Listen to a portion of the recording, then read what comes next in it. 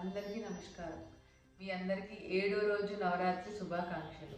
So ఈరోజు మనం ప్రత్యేకంగా పూజించుకునే అమ్మవార్లు ఒకటి కాళరాత్రి దేవి, రెండు సరస్వతి దేవి. మొదటిగా మనం కాళరాత్రి దేవి గురించి మాట్లాడుకుందాం. అయితే కొన్ని యుగాల క్రితం శుభ నిశుభ అని ఇద్దరు బ్రదర్స్ రాక్షసులు ఉండేవారంట. సో ఇప్పుడు మనం మహాకాళి కథలోకి వెళ్తే కొన్ని యుగాల క్రితం శుభ నిశుభ అనే ఇద్దరు రాక్షసులు ఉండేవారంట. వాళ్ళిద్దరు బ్రదర్స్ అంట. అయితే వాళ్ళిద్దరూ కూడా దేవతల్ని ఎంతో ఇబ్బంది పెట్టేవారంట. ఎంతో అన్యాయంగా అధర్మంగా చాలా ఇబ్బంది పెట్టేవారంట. అది చూసిన పార్వతీదేవి అంబికాదేవి రూపంలో హిమాలయాస్లో ఉంటుంది. అయితే ఆ హిమాలయాస్లో ఉన్న ఆ అంబికాదేవి ఆ బ్రదర్స్ని ఒక ట్రిక్ చేస్తుంది, అంటే ఒక మాయ చేస్తుంది తన వైపు వచ్చేలాగా. వాళ్ళ ఆ మాయలో ఎలాగంటే వాళ్ళు ఒక మ్యారేజ్ ప్రపోజల్కి వచ్చేలాగా ఒక మాయ చేస్తుంది. సో ఆ రాక్షసులు ఇద్దరూ కూడా హిమాలయాల వైపు అంబికాదేవి వైపు వెళ్తూ ఉంటారు. వెళ్ళిన తర్వాత ఆవిడ రిఫ్యూజ్ చేయడమే కాదు, అంటే ఆ ప్రపోజల్ని రిఫ్యూజ్ చేయడమే కాదు, అక్కడ ఉన్న ఆర్మీ ఆ గాడెసెస్ అంటే దేవతలు ఒక ఆర్మీతో ఆ ఒక రాక్షసుల్ని సంహరిస్తుంది. అయితే ఈ శుభ నిశుభ కూడా వీరి యొక్క వారియర్ అయిన రక్తబీజ్ అనే ఒక రాక్షసుడిని ప్రవేశిస్తారు. ఆ ప్రవేశించినప్పుడు ఆ రక్తబీజుకున్న ప్రత్యేకమైన శక్తి ఏంటంటే తన బ్లడ్ ఏ చిన్న బ్లడ్ డ్రాప్ అయినా సరే భూమి మీద పడితే మళ్ళీ ఇంకొక రాక్షసుడు పుట్టుకుని వస్తాడు. సో అది చూసిన అంబికాదేవి ఇమీడియట్గా మహాకాళీదేవి ఆర్ కాళరాత్రి దేవిగా దర్శనం ఇస్తారు. ఇచ్చి ఏం చేస్తారు, తన నుంచి వచ్చే ప్రతి బ్లడ్ని కూడా నోట్లో తాగేసి ప్రతిదీ నాకి నాకి నాకి తాగుతారనమాట బ్లడ్. ఎందుకు ఇంకొక రాక్షసుడు పుట్టకూడదు అని చెప్పి ఆ మహాకాళీదేవి కంప్లీట్లీ ఆ బ్లడ్ని పీల్ చేసిన తర్వాత ఆ రక్తబీజ్ చనిపోతాడు. అప్పుడు ఆ నిశుభ్ని కూడా ఆ మహాకాళీదేవి నశింపచేస్తుంది, చంపేస్తుంది.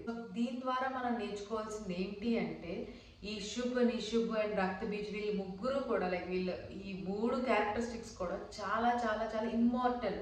అన్యాయం అధర్మానికి పీక్ లెవెల్లో ఉన్నా సరే షీ ఫౌండ్ అ వే, ఒక దారి వెతుకు Ambika Devi. She become a Kalaratri and fought with them. అంటే ఒక అంబికాదేవి కాళరాత్రి రూపంలో వచ్చి వాళ్ళని నశింపచేస్తుంది.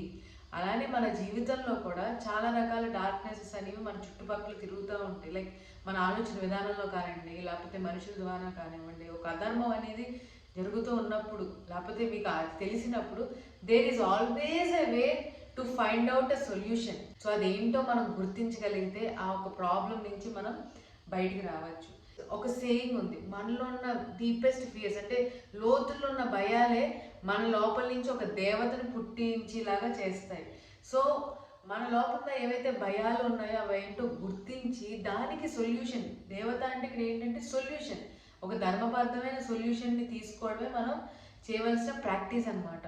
సో మన చుట్టుపక్కల ఎలాంటి ఆలోచనలతో ఉన్నా మనం ఎలాంటి ఆలోచనలతో భయాలతో ఉన్నా సరే there is always a goddess, there is always a light in you which brings the solution. ఆ సొల్యూషన్ వైపు మనం అడుగులేస్తే, ఆ లైట్ వైపు మనం అడుగులేస్తే అది ఆ ఒక డార్క్నెస్ని మనం నశింప చేయొచ్చు అని ఈ కాళరాత్రి దేవి రూపం ద్వారా మనం నేర్చుకోవచ్చు. సో నెక్స్ట్ మనం మాట్లాడుకునేది సరస్వతి దేవి గురించి. అయితే బ్రహ్మదేవుడు ఈ సృష్టిని ఎంతో అద్భుతంగా సృష్టించాడంట. అయితే ఆ సృష్టి మనుషులు అన్నీ బాగానే ఉన్నాయి, కానీ దీనికి ఒక అందం, బ్యూటీ లేదా రిథం లేదు అని గుర్తించి ఇమీడియట్గా బ్రహ్మదేవుడు సరస్వతీదేవిని సృష్టిస్తారంట. అప్పుడు సరస్వతీదేవి కంప్లీట్లీ ఈ యొక్క భూలోకంలో కావాల్సిన ఒక రిథంని, అంటే అది విద్య అవనివ్వచ్చు, కళలు అవనివ్వచ్చు, ఎలాంటి క్రియేటివిటీ థింగ్స్ అవనివ్వచ్చు, ఇవన్నీ కూడా ఆవిడ ద్వారా మన అందరికీ వచ్చాయి. ఆవిడ ఒక కాన్షియస్ ద్వారా మన అందరికీ జ్ఞానం అందింది అని మన పెద్దలు చెప్తారు.